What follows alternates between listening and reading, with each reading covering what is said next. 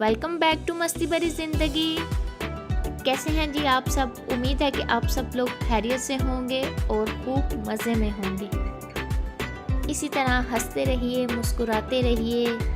अल्लाह की ज़ात आपको हर तरह की मुश्किलों से, परेशानियों से अपने हिफ्ज़ व ईमान में रखे। आमीन सुम आमीन। तो यहाँ पर मैं तैयार कर रही हूँ रात के लिए डिनर, और डिनर में बन रही है आज माश की दाल।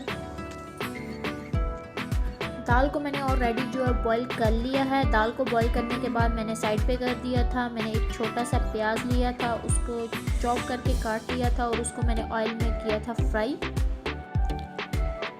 उसको झटपट से फ्राई करने के बाद मैंने उसमें डाला था लहसुन और अदरक, और उसके बाद मैंने उसमें 2 टमाटर डाल दिए थे। अब मैं अच्छे तरीके से मसाले को भूनूंगी और उसके बाद इसमें डाल दूंगी माश की दाल। माश की दाल को बॉईल करते हुए मैंने उसमें हल्दी और थोड़ा सा नमक डाल दिया था। इससे जो है उसका कलर थोड़ा सा येलो हो जाता है, वाइट नहीं रहती और वो बड़ी अच्छी लगती है। जैसे ही हमारा मसाला यहाँ पर भून जाएगा, इसमें हम डाल देंगे दाल और इसको लगा देंगे दम। और दम पे लगाते हुए इसमें मैं डाल दूँगी सब्ज़ मिर्चें और सब्ज़ धनिया काट के, और ये झटपट से हमारी मज़ेदार सी ढाबा स्टाइल में दाल जो है वो तैयार हो जाएगी। ऑलमोस्ट तकरीबन हर घर में दाल इसी तरह बनती है। माश की कोई ख़ास रेसिपी नहीं है इसकी, लेकिन थोड़ी जल्दी बन जाती है। तो आज मैंने इसका इंतखाब किया क्योंकि मुझे शाम को जाना है डॉक्टर के पास, तो मेरा दिल था कि जल्दी जल्दी से खाना बना के जाऊं।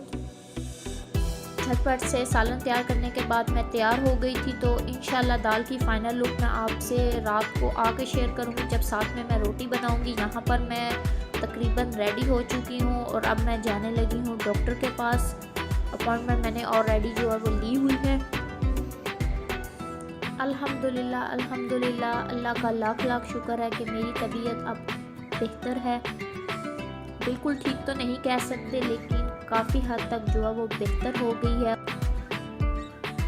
बस अल्लाह की ज़ात से यही दुआ है कि जितने लोग बीमार हैं, अल्लाह सबको सेहत और तंदुरुस्ती अता फरमाए। आमीन सुम आमीन।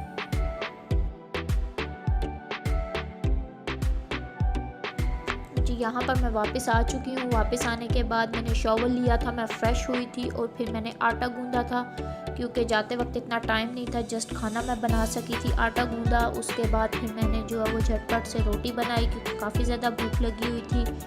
तो ये हमारी दाल और रोटी जो है वो तैयार है। साथ में मैंने वाइट दही में नमक, काली मिर्च और ज़ीरा डाला था, और वो दही जो है मैं अंदर रखा हूँ क्योंकि मुझे काफ़ी ज़्यादा भूख लग रही है। तो इसको भी अंदर लेके जाते हैं और अपना खाना खाते हैं।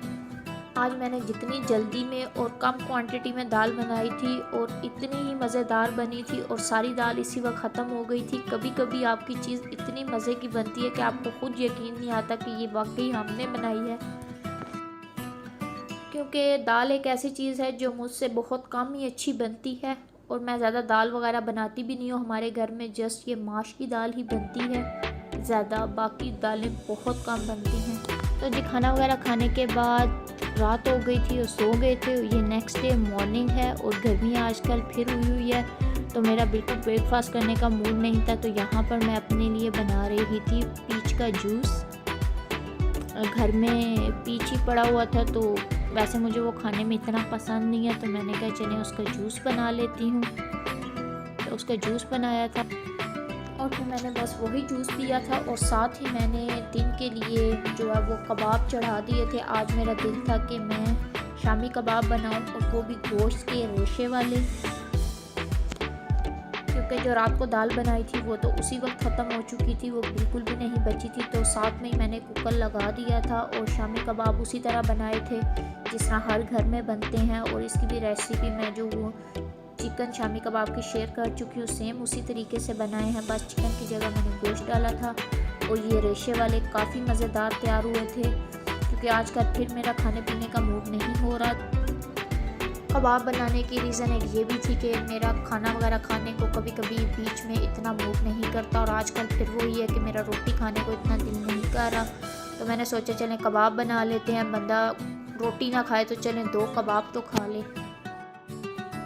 कबाब खाने के बाद मैंने कुछ देर किया था रेस्ट, और आज फिर मैंने कहा कि अपना साइड टेबल का ड्रॉ जो है वो क्लीन कर लिया जाए। ये मेरे साइड टेबल का ड्रॉ है जिसमें मेरे खाने पीने की चीज़ें होती हैं।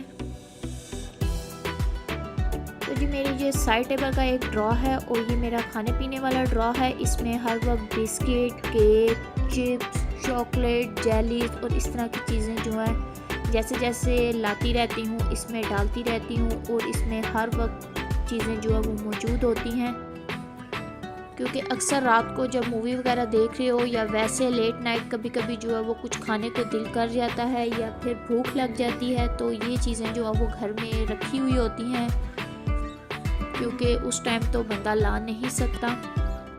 तो काफ़ी टाइम से इसको मैंने असम्बल नहीं किया था, बस इसी तरह चीज़ें ला रही थी और रखती जा रही थी और अब मुझे काफ़ी मसला हो रहा था। इसमें एक तो स्पेस भी ख़त्म हो गई थी, तो मैंने सोचा कि जो चीज़ें जो हैं वो ख़त्म हो चुकी हैं, जो बिस्किट्स थोड़े रह गए हैं उनको निकाल लिया जाए, उनके बॉक्सेस वगैरह फेंक लिए जाएं और दूसरा देख लिया जाए कि कौन कौन सी चीज़ जो है वो ख़त्म हो गई है या कोई ऐसी चीज़ जो कि नीचे दब गई हो और उसको खाया ना हो। तो ये सब चीज़ें मैंने कहा चेक कर लूँ और इसकी सफाई भी हो जाएगी। और ये आपको ड्रॉ में पीनट नज़र आ रही होगी, तो ये मेरे पास काफ़ी टाइम से पड़ी है। ये मुझे किसी ने दी थी और ये फ्राई हुई नहीं थी, ये बगैर फ्राई के थी, कच्ची थी। तो जैसे ही किसी ने दी उसी तरह बस मैंने इसको इस ड्रॉ में रख दिया, क्योंकि मैं तो इसको कैसे भूनूं और कैसे खाऊं। तो ये काफ़ी टाइम से पड़ी है, ना मैंने इसको फेंका है और ना यूज़ किया है, बस इसी ड्रॉ में पड़ी है। और जी ये बड़ी मज़ेदार सी खट्टी मीठी सी निम्को है और ये स्पेशल मैंने ली थी मार्ट से और ये यहाँ से तो नहीं मिलती। ये मार्ट वगैरह जब हम लोग जाते हैं, कभी कभी हमारा विज़िट होता है, तो फिर हम लोग वहाँ से ये जो अब ले आते हैं।